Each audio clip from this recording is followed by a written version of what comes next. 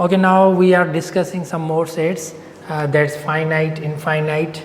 Finite set are sets having countable members, which we can count. Okay, are limited members. For example, months of a year,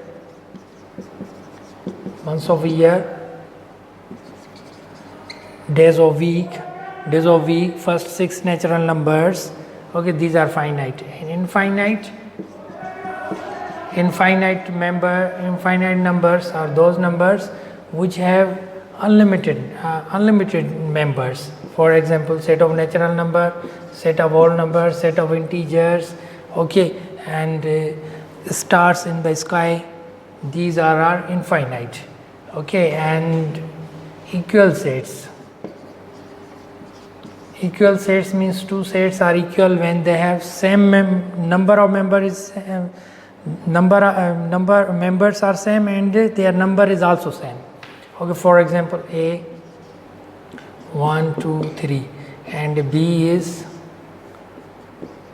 2 1 3. Okay, these have same members. Or we can say 1 square root 4 square root 9. Square root 4 is 2, square root 9 is also 3. Okay, so A and B are equal. And equivalent sets are having same number of members.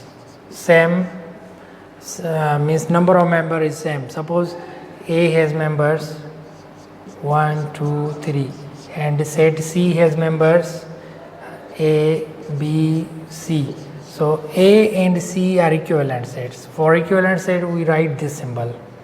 A and C are equivalent. If they are not equivalent, we write not equivalent. If they are not equal, A and C are not equal. We write they are not equal. And we write if they are not equivalent, we write this. Every equal set is also equivalent set.